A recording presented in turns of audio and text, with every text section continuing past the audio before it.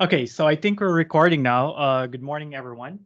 So today we'll go on to the last chapter of Math 174. Parang ang bilis, parang kailan lang kakastart lang natin. But I was reading through Module 8 and refreshing ano nga ba yung laman ng Module 8. Tapos nabasa ko ang introduction niya kagad ay welcome to the last chapter, or we will wrap up the course with this particular chapter, which is numerical integration. And na-realize ko, nga, no, patapos na yung SEM, we only have, I think, 5 or 6 weeks left. But anyway, so at least we are, I think, on the right track or on the proper schedule. So as I've mentioned, Module 8 will cover numerical integration, which is the last part of Math 175. So we will be looking at Math 174. We will be looking at several algorithms how to carry out numerical integration. So basically, for this module, we will look at a classical class of numerical integration formulas called the Newton-Cotes Quadratures rules. So we'll try to derive some of them, and just to give you an idea how to derive the more general Newton-Cotes Quadratures rules. And then aside from deriving the formulas themselves, we will determine some error estimates or some error bounds for the quadrature rules that we will develop. And of course, as usual in the lab exercises, you will use these quadrature rules to solve scientific problems. So this would be our menu for, or this would be our agenda for this week. And then the lab class on Monday, November 22nd, will be devoted on answering your questions on this particular module. In particular, if you will have some difficulties with the first part of exercise 5. So the first part of exercise 5 is contained at the end of module 8, and it would be due on Monday right before midnight. Okay? Now, as I've mentioned, titingnan natin ano yung mga available sa atin para makapaggawa ng o para ma-evaluate ang integral ng isang function numerically. But the first question is, bakit natin kailangang mag-approximate? Or bakit necessary or sometimes it is our only option to evaluate integrals ay gawin sila numerically. So, because remember, sa Math 36 or kung tapos sa kayo sa 155, if we have a continuous function on the closed interval AB, then to calculate the integral of f over the interval AB, then what we'll do to find the answer exactly, or the symbolic answer, is to look for an antiderivative, capital F, of little f. So si capital F, siya yung function na pag differentiate natin, makukuha natin si little f. And the integral of little f over the interval AB is just, according to the fundamental theorem of calculus, big F evaluated at B minus big F evaluated at A. And then the difference would be the actual definite integral. All right? So it seems to be a very easy process.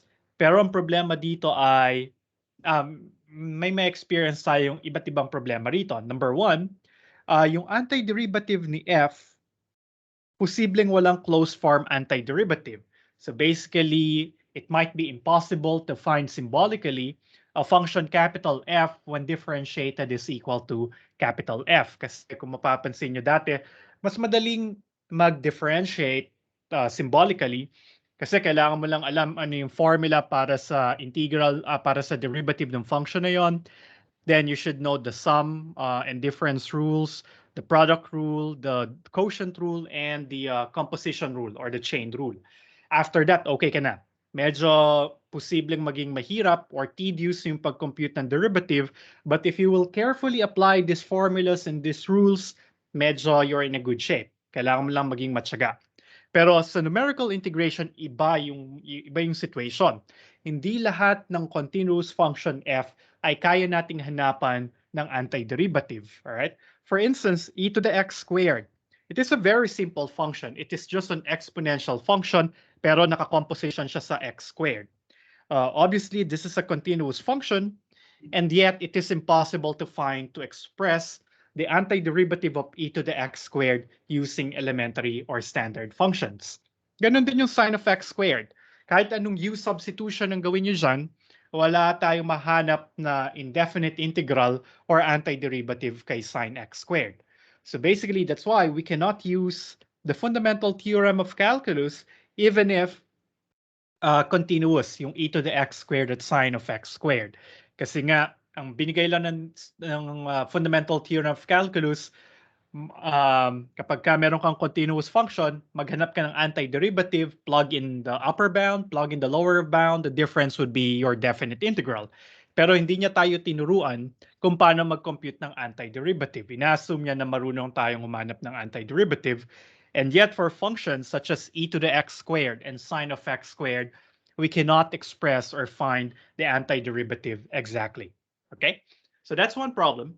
Second problem is that capital F might be more complicated than little f. So ibig sabihin, the calculations that we might need to perform, yung substitution ni B at saka ni A kay capital F might be difficult to implement, especially if we want to do it by hand.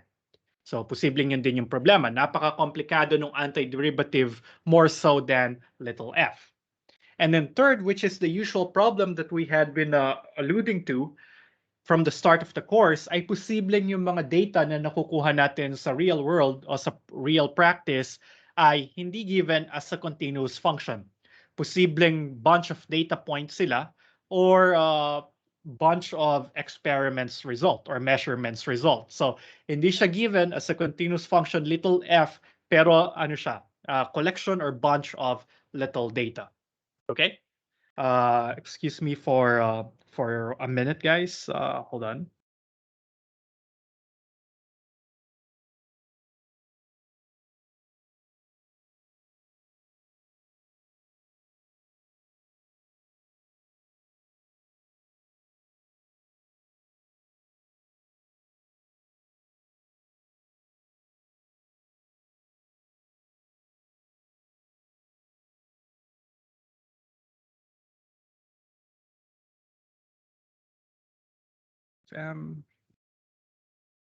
Okay, hopefully I'm back. Hindi ko makita kung naka-unmute na ako or hindi, but hopefully you can hear me, guys. You can use the reactions or just let me know kung naririnig niyo na ako. Dinig po, sir. Okay, thank you. All right, so ito yung tatlong problema. The first bullet is what we'll try to address. Posible siyang ma-address by some numerical or computational schemes, such as what you have seen probably in Math 36, or even if in senior high school calculus, yung trapezoidal rule at saka Simpson's rule, if these guys ring a bell. Actually, these two guys are example of the numerical integration techniques that we will develop in this module. Yung pangalawa, the complications or the complexity of capital F can be addressed by asking machines to do the calculations for us. And then thirdly, yung pangatlo, paano natin isosolve to? Pwede nating hiramin yung natutunan natin mula sa interpolation.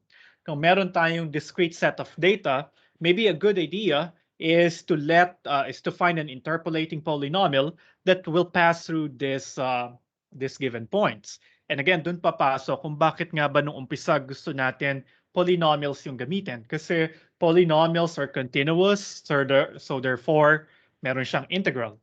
And polynomials are easy to integrate. You just need to use the linearity of the integral operator and the power rule. Then mako-compute mo yung integral ng kahit degree 100 or degree 99 interpolating polynomial. And what we'll get is another polynomial.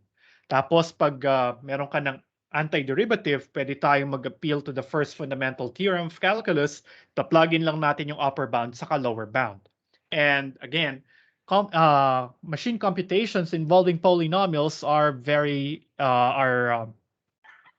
desirable kasi nga mas kokonte yung error na incur natin doon due to machine precision. Okay? So basically, that's the idea. And addressing the third bullet actually gives us a nice way on how to develop numerical integration formulas. And it turns out that if we will do so, if you have a bunch of points, and then we will get the interpolating polynomial that will pass through all of these given points, then what we'll get is a nice numerical integration formula and they are called the Newton-Cotes quadrature rules. All right? So this class of integration formulas are tinatawag natin silang quadratures kasi when you say quadrature, it is a formula of this form. Meron kang summation ng function values times some weights. I going from 0 until n. Okay? And then probably here you will have some constant multiplier, and then this would be our estimate for the integral. Okay? So kung meron kang integral value, say capital I, a quadrature approximate or an approximation to I using a quadrature rule is something of this form. You have a constant times the summation of what? Function values times some constant weights W sabay. So basically, pag sinabing quadrature rule, isa lamang siyang approximation rule or formula ng involved data lamang ay mga function values at saka mga weights para dun sa function values na yon. So we have the function values times weights. Kunin natin yung sum all throughout all the given x's, all right? Multiply this by a scaling constant, then what we'll get is an approximation using a quadrature rule. So yung titingnan natin ngayon ay isang klase ng mga quadrature rules called the Newton-Cotes formulas. At ang pinakaiba lang halos ng mga quadrature rules is the choice of the weights. So ito yung parang distinguishing characteristic ng mga quadrature rules. Ano yung mga weights na binibigay natin sa bawat isang function value, right? So basically, it turns out that we will be approximating the integral by getting a weighted sum or a scaled weighted sum of function values. So na-address niya yung point number 1, okay? Kasi yung point number 3, yung bullet number 3, kasi wala tayong problema kahit discrete lang yung given set of data. Yung bullet number 2, address din siya well kasi kung mas komplikado si capital F kaysa kay little f, we don't have any problem with that because the approximate that we will be getting will depend only on the function values under the function f. And then the first bullet is also addressed kasi hindi natin kailangan ng antiderivative.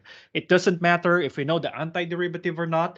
As long as we know the function little f, then pwede dun tayo mag-plug in ng mga exabytes na gagamitin natin and we will get an approximate, even if it's e to the x squared or sine of x squared. Okay? So, ano yung Newton-Cotes quadratures? Paano sila na-define? Again, sabi ko nga, labanan lang ito ng pagpili ng mga weights. So, yung Newton-Cotes quadratures, ang idea sa kanya yun nga, interpolating polynomial, and you will see later that the very nature of interpolating polynomials will naturally give us the weights for the Newton-Cotes quadrature formulas. Okay? Now, what we'll do is suppose we have function values for little f, and these are the function values on the n plus 1 abscissas. So meron ulit tayong x0, medyo nabago yung indexing dito. Nagsimula ako sa x sub 0, x sub 1, hanggang kay x sub m. So there is still a total of n plus 1 data points. Okay? So for the sake of this module, meron tayong n plus 1 data points. Ang labeling niya ay x0, x1, hanggang x sub n. And again, the idea sa Newton-Cotes, kukunin natin yung interpolating polynomial na dadaan sa f of x sub 0, f of x sub 1, hanggang f of x sub n. And for that, we will use the Newton formula, or the Lagrange form ng interpolating polynomial. So again, this would be our strategy. We will approximate the integral of f of x dx over the interval ab.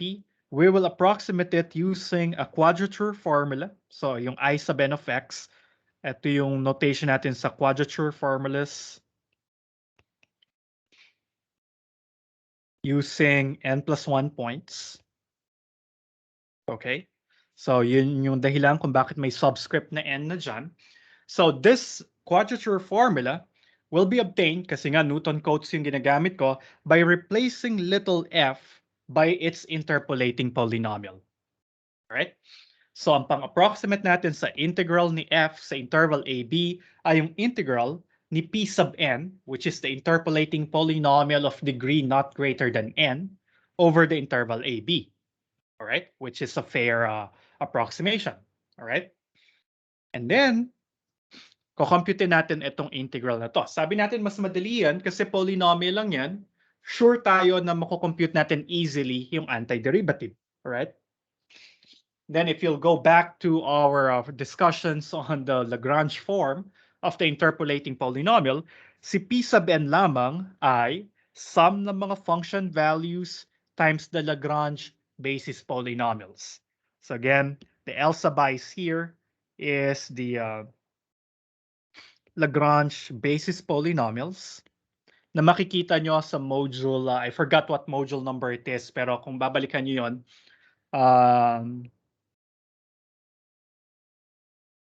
makikita nyo kung paano define si L sub I. Probably we'll review that later, pero just for a moment, just think of it as a polynomial, L sub I of x, okay? And then yung f of x sub I, ito ay mga constants, right? Excuse me again, guys.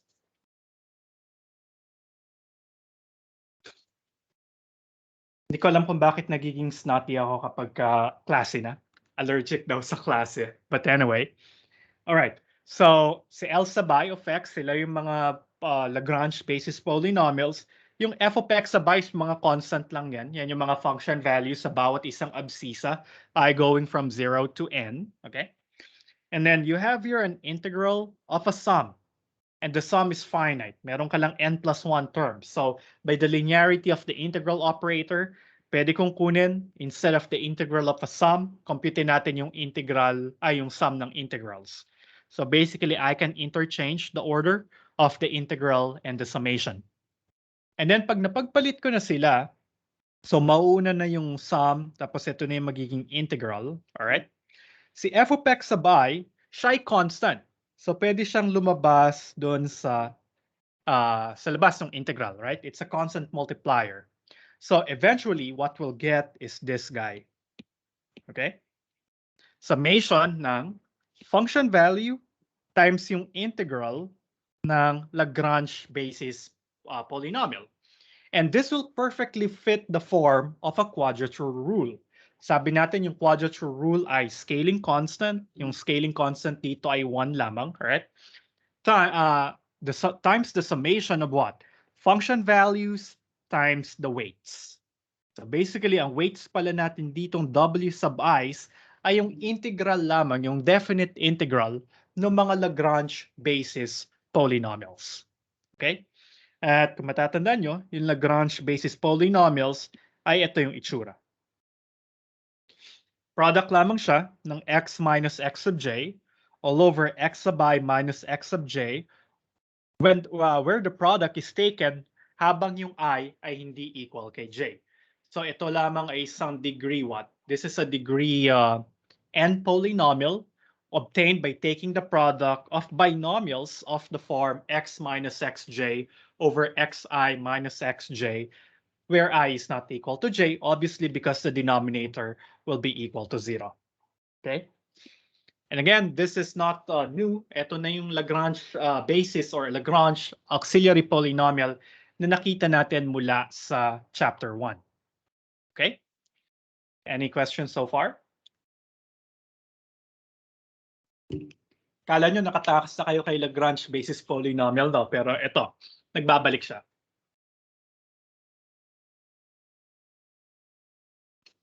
So again, ito na yung pinaka-idea dun sa Newton-Cotes quadrature rule. So basically, the next few minutes will be spent on looking at specific quadrature rules.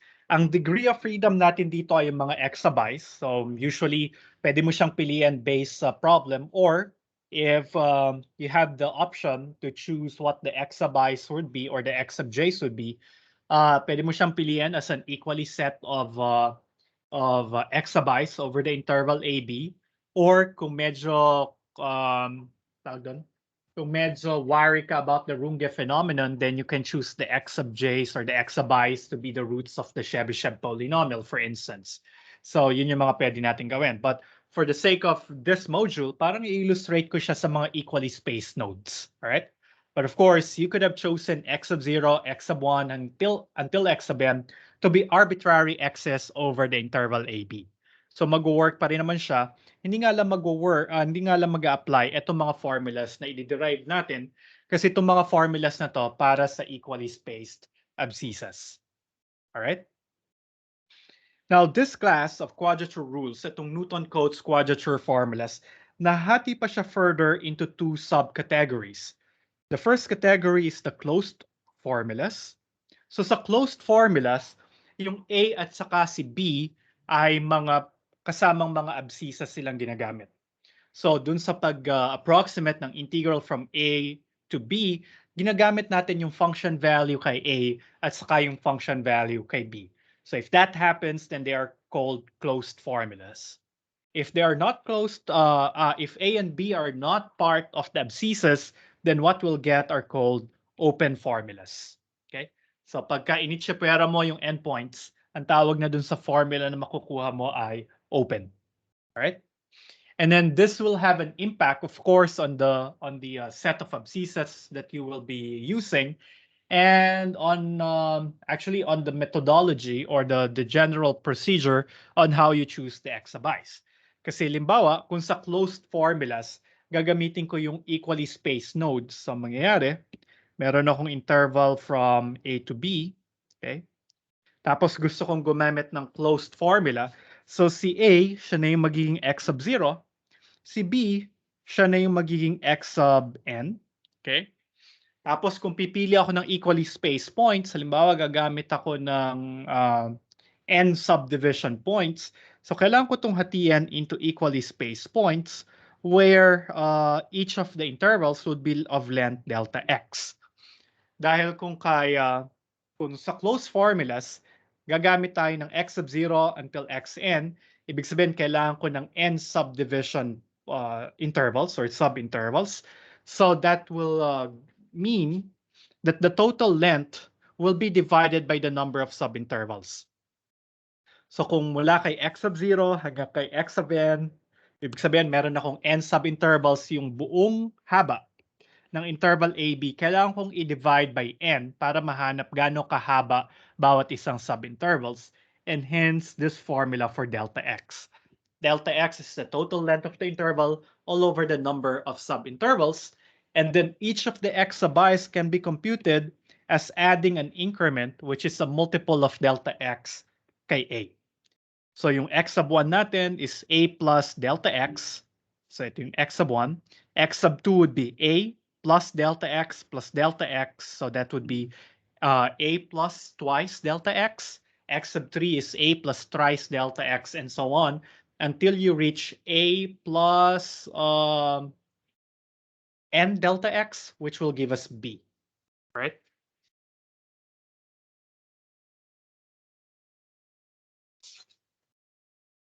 Alright, medyo may konting pinagkaiba dun sa open formulas.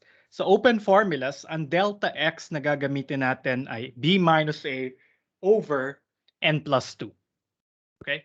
Kasi kung gagamit tayo ng n plus 1 points, kung gagamit tayo ng n plus 1 points mula kay x sub 0 hanggang kay x sub n, ang problema, si A at saka si B ay hindi kasama dun sa abscissas. So kaya meron ditong additional na plus 2 sa denominator. Kasi hahatiin natin siya into n plus 2 subintervals, pero yung interval with left endpoint equal to A and right endpoint equal kay B ay hindi kasama dun sa intervals or hindi kasama dun sa formula na i-develop natin.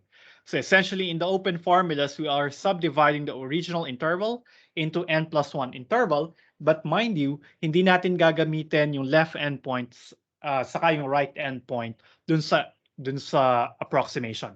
So si A sub 0, si x sub 0 ay A plus I plus 1 delta x. So mag-add tayo lagi ng an increment of x, okay, or a change in x kay A. But makikita nyo yung multiplier dito, hindi siya naging equal kay 0. Kasi nga si A, hindi dapat kasama dun sa abscissas. Alright? So I think those are the only big things here. Pinagkaiba ng open sa closed quadrature formula. So let's look at deriving the easiest closed form formula. So sabi natin sa closed form formula, kasama si A at saka si B dun sa function values na gagamitin natin or dun sa data na gagamitin natin. So ibig sabihin sa closed formulas, we need at least two data points. Alright? Kasi required na kasama si A, so ito si x of 0. Tapos kasama dapat si B dun sa abscissas, so this would be our x of 1. So for closed formulas, there should at least be two abscissas. So yung pinaka-simpleng case, dalawa lang yung abscissas na gagamitin natin, si A at saka si B. Therefore, kailangan natin yung f of x of 0 or that's f of A at saka yung f of x1 which is f of B. Ito yung dalawang data points na kailangan natin. Alright? And then sabi natin, yung I1, alright, will be the integral of the Lagrange interpolating polynomial para dito sa problem na to. So basically, integrate natin yung interpolating polynomial para kay function f, alright? Tapos ito ay f of a lang times the first Lagrange basis polynomial. So it's going to be x minus x1 over x0 minus x1. Pero gamitin ko na pala na si x1 ay si b, tapos x0 si a. Alright? So, ito yung unang basis polynomial which is linear kasi kinuha ko lang naman yung linear polynomial passing through x of 0, f of a, and x of 1, comma, f of b. Alright? Plus, so kailangan ko ng grouping symbol dito, function value times x minus a over b minus a. We integrate it with respect to x on the interval ab. Alright? So kung matatandaan nyo, ito yung linear interpolating polynomial for our function f. So it will use only two data points. Tapos sa Newton Cotes, siya yung i-integrate ko. Tapos alam na natin na by the linearity of the integral, we see that the resulting formula should have function value times the associated weight for the first function value plus second function value times the associated weight. And these weights are simply the integral of the auxiliary polynomial, of the Lagrange basis polynomial. And that is evident here kasi si f of a ay constant, lalabas siya ng integral. Matitira lang yung integral ni x minus b over a minus b dx over the interval ab. And the same thing will happen for the second term. All right? So kaya ito yung itsura nung integration formula na din-develop natin. Now, it's not hard to evaluate this integral kasi linear lang naman to. Labas nyo na yung 1 over a minus b, constant lang yan, then integrate x minus b. You'll get this guy. Sana tama yung pagkaka-integrate ko. Tama ba or may kulang? Parang may kulang na over 2. Tama ba? Dapat x squared. Dapat to ay x squared over 2. Integral kasi siya ni x. So dapat x squared over 2 over ab. Kasi ito rin, x squared over 2. Tama ba guys? Bakit nakalimutan ko siyang isulat? Integral x squared. Yeah, dapat x squared over 2 siya, no? May finactor out na ba ako? Wala pang pina-factor out. So dapat nandun siya. But I think the evaluation is correct here. Okay? Tama na siya dito. Nagkaroon lang ng typo dun sa second line. And then, so ito yung f of a, ito yung weight number 1, plus f of b, ito yung weight number 2. But after rearranging terms, you will see that this guy is just equal to this. b minus a over 2 times f of a plus f of b, which is precisely the trapezoidal rule that we learned from calculus, right? Or from your senior high school. Bakit ganito ba yung nangyari? So, kung babalikan natin, okay, bakit nga ba siya trapezoidal rule? Or bakit nag-coincide siya dun sa trapezoidal rule? Halimbawa, ito si A, ito si B, tapos ito yung f of A, ito yung f of B, tapos kunwari yung actual function ay ito yung itsura. Alright? So the integral from A to B is represented by this area. The area under the curve from A to B pero above the x-axis. So yan yung integral, yan yung actual value ng integral. Now, ang ginawa natin ay ni-replace natin si function little f by the interpolating polynomial. The interpolating polynomial that we used is linear. So, ibig sabihin, daraan siya sa f of A at f of B pero straight line siya. So, yung interpolating polynomial na ginamit natin ay ganito yung itsura. And the area represented by this interpolating polynomial P1 ay ito yung itsura. Kulayan ko siya siguro ng blue. Okay. And this area is actually the area of a trapezoid, all right? So ang area ng trapezoid ay average height, which is f of A plus f of B all over 2 times the width, which is B minus A. And exactly that's what we got here, all right? So this is a good old trapezoidal rule that you knew before.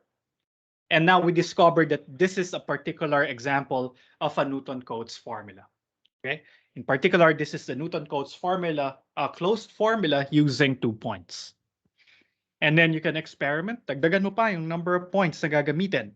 Halimbawa, gusto ko ay 3 points yung gamitin. F of A, F of B, at saka yung nasa gitna nila. If you do the same calculations, you'll come up with Simpson's rule. All right? So sa Simpson's rule naman, na-derive yan by taking the yung weight, So 3 points dapat na equally spaced, A, B.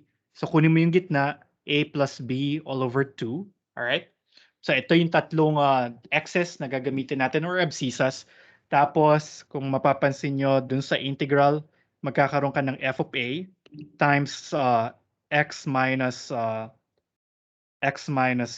b all over, sunod-sunurin ko.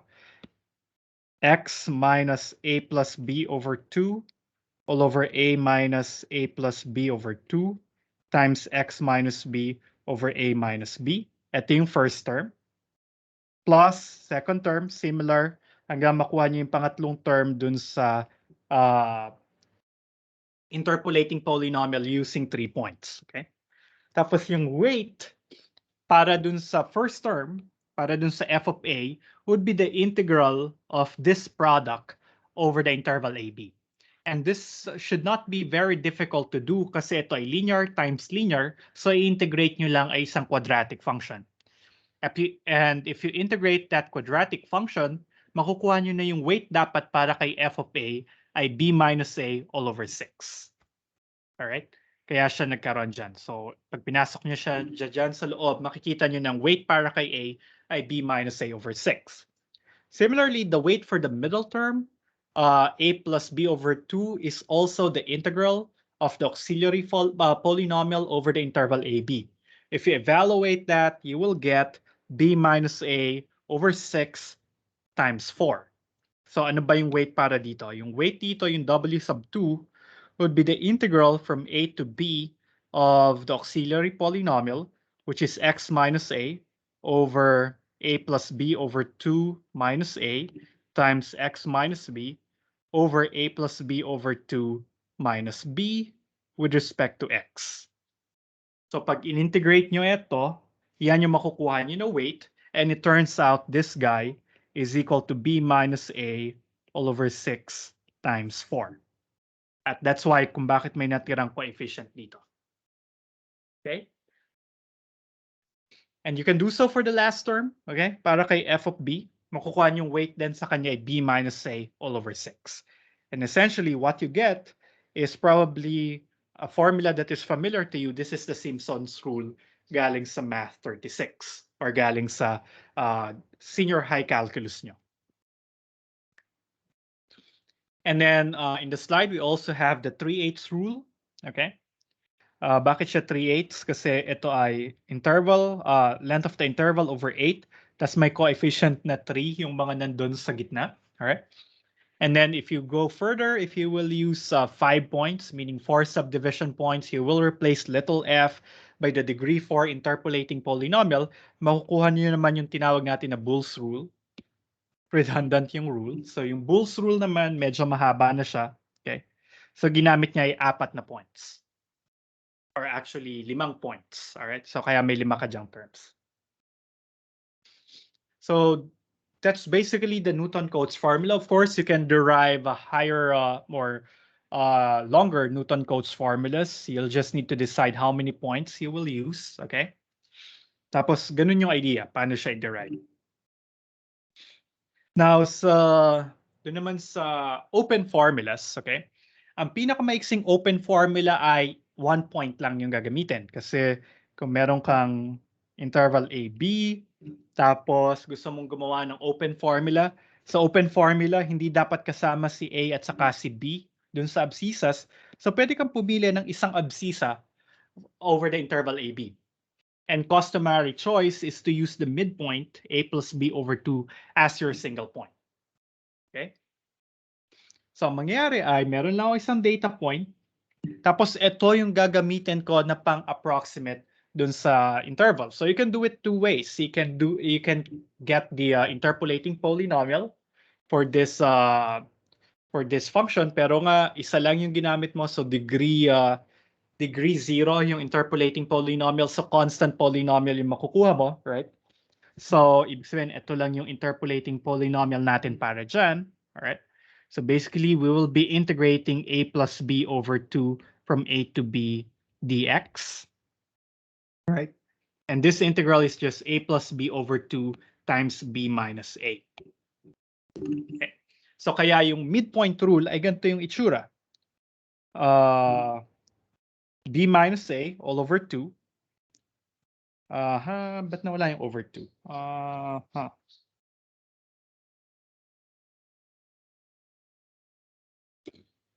Bakit nawala yung over 2?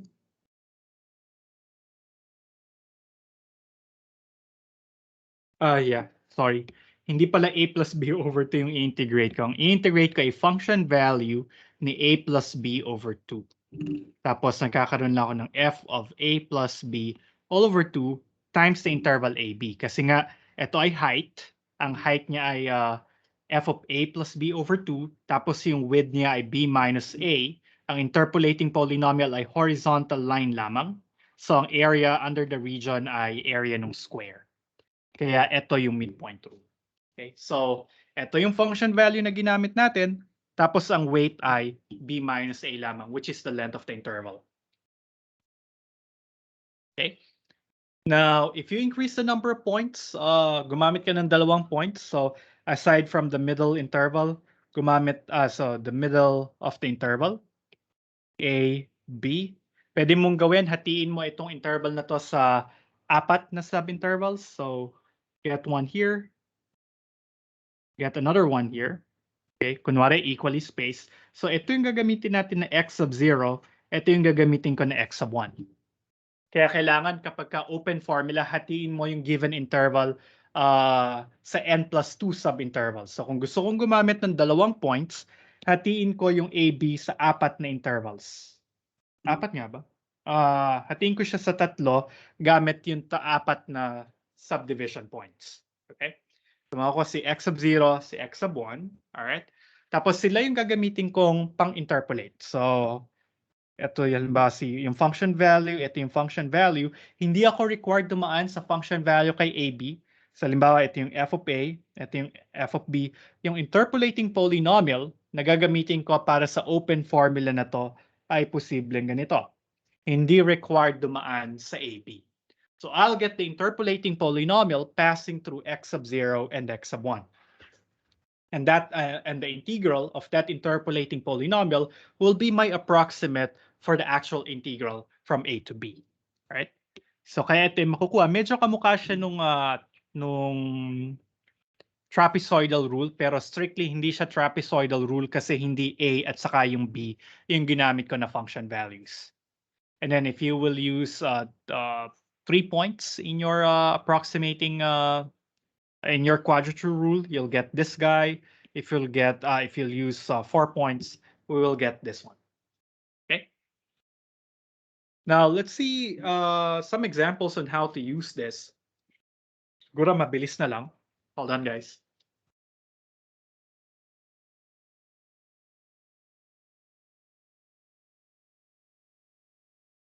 Okay, so example 8.1. Halimbawa gusto nating i-approximate si ln2. Dati ganito yung ginagawa ng mga tao, how to evaluate transcendental numbers or how to approximate transcendental numbers, especially when Isaac Newton invented calculus. Ganito yung ginawa niya. Pag-approximate ng values, ginamit niya yon as integrals. So I think ito yung ito yung nag-usher in ng modern era ng pag-approximate halimbawa ng pi, all right? So dati ang ginagawa ng mga tao pag-approximate ng pi, meron kang circle, hinahati mo into polygons of kinukuha mo yung circumscribed polygon of many sides para lang mag-approximate ng value ni pi. Pero nung na-invento ni Newton yung calculus, pwede na natin gamitin yung integrals para mag-approximate ng mga transcendental numbers. For instance, ln2 here. Okay. Si ln2, alam natin yan yung eksaktong value ng integral ng 1 over x from 1 to 2. So if I want to approximate what ln of 2 is, what I can do is to approximate the integral. Approximate natin yung integral na 1 over x. And again, madali lang naman siyang gawin, pero siguro for the sake of illustration, let's apply the different formulas na derive natin para makita ano yung approximation na makukuha natin for ln2. Okay? So if we will use the trapezoidal rule, remember 2 points lang yung gagamitin ko, f of 1 at saka f of 2. So f of 1 is just 1 over 1, f of 2 is just 1/2, and then put that into the trapezoidal rule, we'll get 3/4, which is accurate with error of 8.2%. And then if we will use Simpson's rule, ito yung Simpson's rule, plug in nyo lang yung mga function values, you'll get 25 over 36, which has relative error of about 1.87%. And you will see the effect of adding one more point. Sa trapezoidal, 2 points lang, medyo malaking error, 8%. Pero kay Simpsons, nagdagdag lang tayo ng isa pang point, bumaba yung error to 1.87%. So that's about 8 times better than the trapezoidal rule. If we go further and try to use the 3/8 rule, sa 3/8 rule, apat naman yung data points na gagamitin natin, we'll get an approximate which is accurate up to 0.0870%. So na-divide by 100 yung error ni Simpson's rule. So basically, parang napakalaking epekto nung pagdadagdag ng additional points doon sa estimate. All right? Doon sa formula para sa approximation. Now, if we push it further and use Boole's rule, bakit na ulit yung Boole's rule? Siguro nagano ko dito. Find and replace. Boole's rule, pinaltan ko siya ng rule so na doble. But anyway, so we'll get something with relative error of just about 0.0040%. So it suggests that the more points we use, mukhang paganda ng paganda yung approximation. All right? And let's see if this also holds for the midpoint rule, for the open formulas. So open formulas, gumamit ka ng midpoint rule. Oh, 3.82% yung error. Okay? Pag gumamit tayo ng 2-point open Newton Cotes, so ginamit ko si 4/3 at saka si 5/3, all right? Kasi remember, interval 1 to 2, kailangan ko siyang hatiin sa tatlong sub-intervals. So basically, magdadagdag ako ng 1/3 dito, magdadagdag ako ng isa pang 1/3, magdadagdag pa ako ng 1/3. So from 1 plus 1/3, that's going to be 4/3. And then this would be 5/3. Darating ako kay 2. So yung function values na kailangan kong gamitin ay si 4/3 saka si 5/3. And that's how I got those. I applied the 2-point open Cotes quadrature rule. That will give me 27 over 40. Ang error is 2.62%. Which is a little bit down from the previous formula, the previous relative error that we got. Now, pushing it further, using a 3-point open Newton Cotes formula, we get an approximation which is accurate up to 0.15%. And if we will use the 4-point open Newton Cotes formula, meron na lang tayong 0.1110 na relative error. So looking at this, it seems that the Boole's rule gave the best approximation to ln2. And this data suggests na it seems that more points is heavily favored. Mukhang mas maganda yung approximation na makukuha natin habang parami ng parami yung points na ginagamit natin. And probably that can be explained by looking at the graphs of f of x and the interpolating polynomial we replace it with in the integration process. So in figure 8.1, makikita natin yung ano yung integrand na ginamit natin para dun sa mga rules na dun sa quadrature rules na ginamit natin. So the blue graph, mukhang di na yata siya kita. Pero yung blue graph dyan, supposedly siya yung actual integrand na 1 over x. But remember, sa Newton-Cotes formula, pinapalitan natin yung integrand na f by an interpolating polynomial. Alright? So, ito yung mga pinampalit natin sa kanila. Yung orange, siya yung sa trapezoidal rule. Makikita nyo, straight line siya over the interval AB. Okay? Tapos, habang dumarami yung points na ginagamit natin, sa Simpsons, 3, sa 3/8, 4, sa Boole's rule, 5, palapit na ng palapit yung mga interpolating polynomial natin dun sa actual integrand na supposedly ilalagay natin dun sa loob ng integration process. Alright? And that explains why kung magkamukha yung dalawang functions over the interval AB, then expectedly yung integrals nila magiging magkamukha din. Alright? Or yung value ng integrals nila magiging malapit sa isa't isa. Okay? And then one characteristic, alam ko kagad, isang tingin pa lamang na ito ay closed formula. Alam ko na closed formula sila kagad kasi dito sa x equals 1 at saka dito sa x equals 2, okay, pare-parehas yung function values nila. Kasi nga sabi natin dapat sa closed formulas kasama si A at saka si B sa abscissas, kasama sila sa interpolation process, yung function values nung lahat ng interpolating polynomials sa equal sa function value kay 1 at function value kay 2. Okay, this is similar, or itong trend na to, ma-observe din natin to dun sa open formulas. Okay? So ito yung graphs ng mga functions na pinampalit natin kay 1 over x dun sa open formulas. And you will see right away, or you can discern right away na open formulas yung ginamit ko kung ito yung mga integrands na pinampalit ko kay 1 over x. Kasi kung mapapansin nyo sa x equals 1, hindi pare-parehas yung function values nila. So yung function value ng mga interpolating polynomial ay hindi umagree dun sa value ng function kay x equals 1 at saka kay x equals 2. Because again, sa open formulas, required na hindi natin gamitin si A at saka si B dun sa integration process. Alright? So kaya makikita nyo talagang hindi nag-agree yung f of A at saka f of B dun sa value ng interpolating polynomials. But true enough, if you consider large enough number of points, magiging magkalapit na yung function value ni 1 over x dun sa interpolating polynomials na ginamit natin sa kanila. Okay? So that guides our intuition into somehow saying na the more points, the better. Because the more points, magiging magkamukha yung function values nung original integrand at saka yung pampalit natin. Kaya lang, that will not always be the case. Kaya sabi natin, may drawback yung paggamit ng napakaraming points, especially if we are using equally spaced points. It might be subject to the Runge phenomenon. Okay?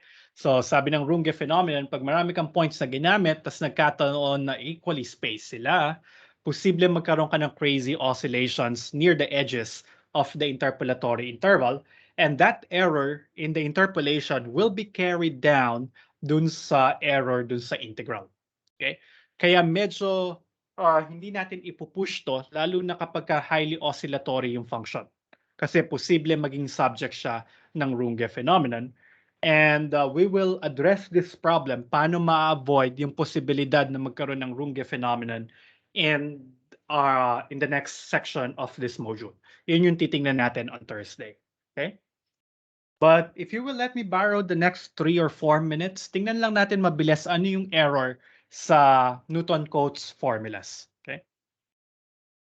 So, balikan lang natin yung error. Okay? Hindi naman ganun kahirap i-derive yung error o yung isang error bound para sa interpolating polynomial, para sa Newton-Cotes formula. Kasi nga yung error niya nakadepende dun sa error ng interpolating polynomial. So if you want to calculate the error dito sa integration formula, laging absolute value ng actual integral minus the approximate, which is the integral of an interpolating polynomial. Okay? And then kasi linear yung integral, so ang difference ng dalawang integrals ay integral ng difference. So pwedeng isa na lang integral yung i-evaluate natin. Okay? The nice thing about this form is we know exactly how f of x minus p sub n of x looks like. Galing sa interpolation theory, yung error term or yung error between f and p sub n ay equal sa sa n plus 1 derivative ni f evaluated at c all over n plus 1 factorial, okay, times omega of x, where omega of x is still yung omega dun sa chapter 1 natin. Product pa rin siya ng x minus x sub I going from 1 to n. Okay? And then this guy is a constant kasi function value lang siya ng n plus 1 derivative sa isang number c sa interval AB. Hindi natin alam eksakto kung ano si c, pero alam ko si c ay constant. So itong naka-box na to ay constant, lalabas siya ng integral, okay, times the integral of omega. And so here we can say that this is bounded above by a constant times the integral of omega with respect to x evaluated at AB. Again, di naman mahirap i-evaluate tong integral ni omega kasi si omega ay polynomial lamang. Product lang siya ng mga x minus x sub I. Okay? Now, gamitin ko to sa trapezoidal rule.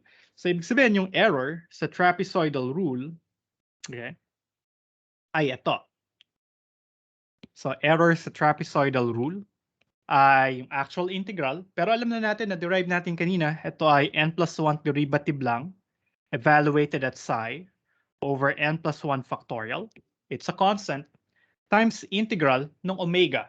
Pero sa trapezoidal rule, dalawa lang naman yung ginamit natin na x sub i's. X sub 0 at saka si x sub 1, and it so happened that they are a and b respectively. So yung error term niya ay a to b of f of x, sorry, not f of x minus a times x minus b dx. Okay? So ito yung error term niya. Equal to sa, okay, dito pala, sure tayo ng n plus 1 ay equal kay 2. So kasi dalawang points yung ginamit. So ito ay second derivative. Oops. At c. Tapos ito ay 2 factorial. Okay. Kasi ang n plus 1 natin ay 2 kasi gumamit tayo ng dalawang points. So, kailangan ko na lang ngayong i-integrate ito para mahanap yung error factor, right? But if I will integrate this, ang itsura niya lang ay f double prime c over 2 factorial times integral from a to b ng x squared minus ax minus bx plus ab dx. And then pag in-evaluate nyo tong integral na to, makukuha nyo ay b minus a cubed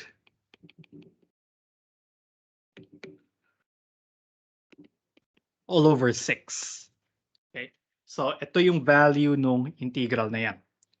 So finactor ko lang siya para mas maganda yung sulat.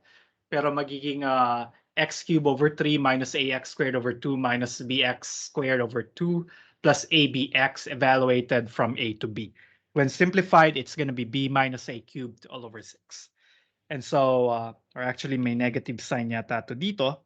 And that's why we see that the error for the trapezoidal rule ay equal dito. Okay? So, kaya ito yung error term sa trapezoidal. And you can do the same analysis para dun sa Bull's rule. Ano pa ba yun? Bull's rule, Simpson's rule, at saka 3/8 rule. Magkakaiba lang kayo ng mga i-integrate dito. Ang i-integrate nyo lagi ay si omega, right?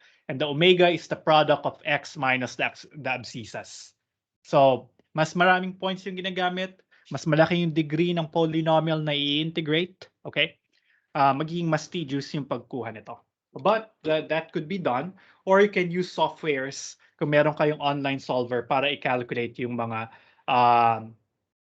integrals na to. Alright? Papakita ko sana kung paano gamitin si Mathematica or si MATLAB. Kaya lang we're out of time para sa integrals. You can just search the documentation for MATLAB or Mathematica. Mas gusto ko yung Mathematica sa mga integrals na ganito. Madali ang computations. Pero hindi ko talaga makita yung share screen option dito sa aking laptop. So hindi ko siya ma-share for now and time na rin naman. So I'll just leave it to you guys, explore these things. If time allows, next time probably I can show you how to evaluate this in MATLAB or in Mathematica para hindi nyo na siya i-compute by hand, lalo na kung napakarami ng points na ginagamit. But I hope this gave you an idea how Newton-Cotes quadrature rules work at ano yung limitation niya. Again, gusto nating, kung mas maliit yung error, mukhang mas maganda na mas maraming points yung gamitin. Pero the more points we use, the more prone the process would be to the Runge phenomenon. And we want to avoid that. So what should we do if we have lots of points? Well, ganun din yung ginawa nating solution sa interpolation. Anong ginawa natin sa interpolation? We subdivided the interval into little subintervals, and then on each interval, we considered a polynomial of low degree. Gumamit tayo ng splines or piecewise interpolants. And that's also the same idea that we will use to address this shortcoming or this possible shortcoming of Newton-Cotes formulas. So next time, titingnan natin ano yung pwede natin gawin pag napakaraming points na kailangan gamitin at ang tawag sa kanila ay mga composite rules. Ang idea, parang subdivision din into smaller subintervals at sa bawat subinterval gagamit tayo ng isang rule of small order. Okay? But that's for Thursday. So do you guys have some questions? Okay, so if there are no questions, thank you guys for coming today. Enjoy the rest of your day, and let's see each other again on Thursday. Bye, everyone. Sige po, sir. All right.